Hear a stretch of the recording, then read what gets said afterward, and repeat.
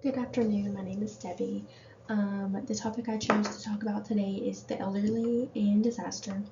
I'm going to be talking about how elderly people are vulnerable in disaster situations. Um, so basically, why are the elderly most at risk? Some key points are mobility and health issues, chronic health conditions, social isolation, and limited access to technology. So basically, whether it's like a hurricane, a wildfire, or a flood, older adults face like more risk than most other adults or anyone else because they're, like I said, they have health issues, they can't walk, they have chronic health conditions that affect them from being able to just get up and pack their things and evacuate.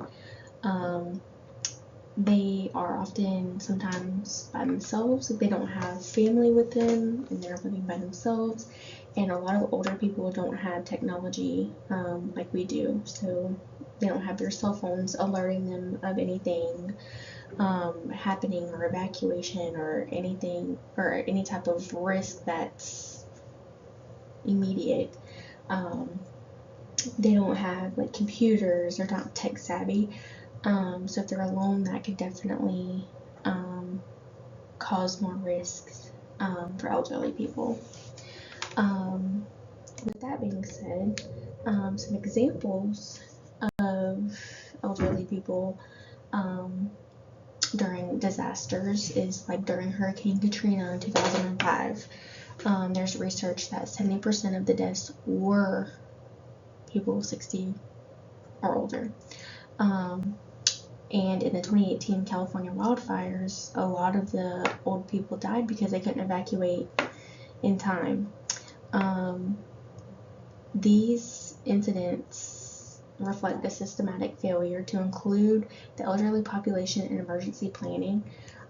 Basically, that being said, they did not have a plan in place for something if that was to happen, like a wildfire or a hurricane. There was no place and plan.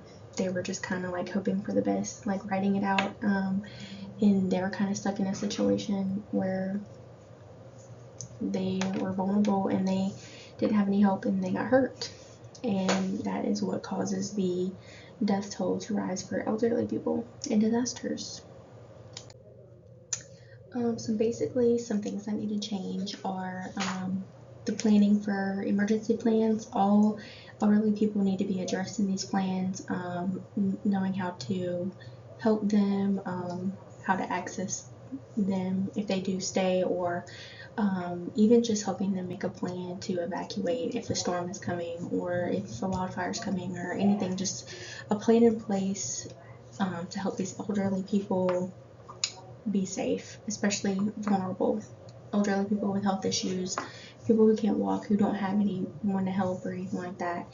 Um, that brings me to like community outreach. So if we have like regular check-ins, buddy systems, neighborhood watch programs, just anyone that just can check in on them and just be like, hey, this disaster is about to happen. We need to make a plan, or just checking on them, making sure they're okay if they decide to like write it out, or like being able to just let someone know that they are there, they stayed back, so that way they can be rescued once a storm or any type of disaster is passed.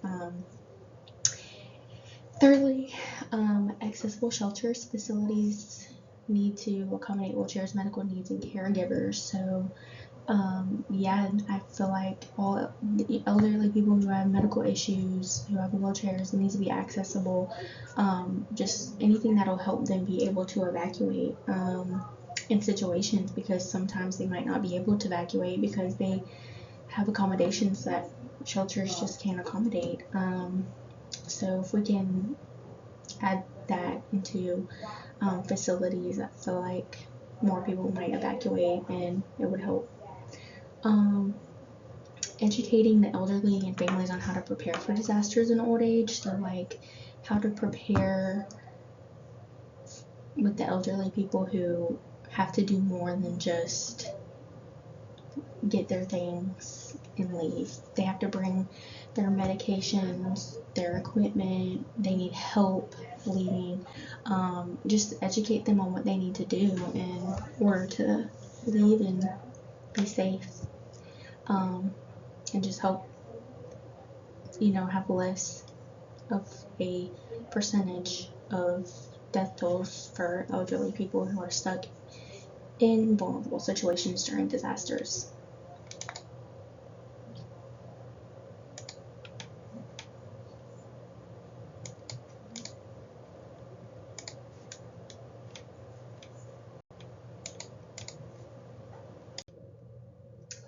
In conclusion, disasters with elderly people, they're often most at risk out of everybody. So if we could just recognize that they have different needs, and plan accordingly for these disasters earlier in advance, it could definitely be beneficial in saving more lives. And definitely the last sentence is really important. We need to make sure no one is left behind when disasters happen. So I know it's easy for, just regular people to just grab their things and go, but if we can definitely try to help the elderly people around us, or just any way we can, just to make sure everyone is safe during a storm, it would really help.